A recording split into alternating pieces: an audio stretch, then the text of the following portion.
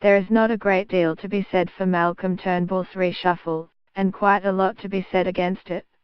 The immediate concentration has been on the angst it's caused, and that is due to Deputy Prime Minister Barnaby Joyce, who has the right to nominate his party's ministers.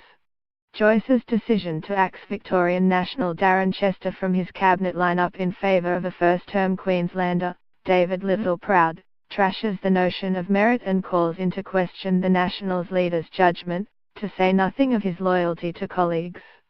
A competent minister who came through as a measured voice for the Nationals when Joyce was away on his by-election trail, Chester has been unceremoniously pushed out on the ground that his retention would make for one Victorian National too many in the cabinet.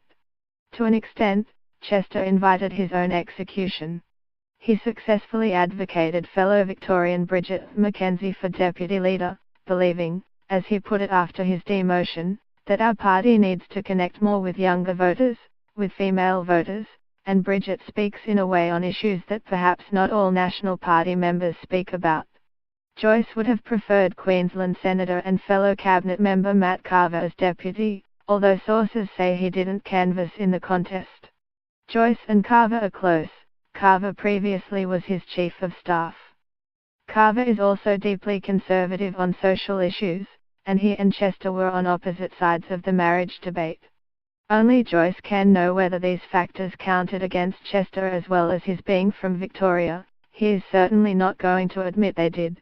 If Joyce wanted to deal with his Victorian excess in a much less disruptive way, he could have swapped Chester with Michael McCormack. McCormack is a member of the Outer Ministry and from New South Wales, as was Fiona Nash, the previous Nationals deputy who was turfed from Parliament by the High Court. That would have retained the old state balances. But Joyce felt he had a Queensland problem. The Nationals from the north have been vociferous about wanting to boost their presence in the higher reaches of the government. The intention was to demote Chester to an assistant ministry, opening a vacancy for him by sacking Queenslander Keith Pitt, with whom Joyce doesn't get on. But Chester declined the assistant minister offer. Meanwhile, Pitt, who believed he should be promoted, was furious. When an assistant ministry was offered back to him, he said no. The position went to Damien Drum, a Victorian.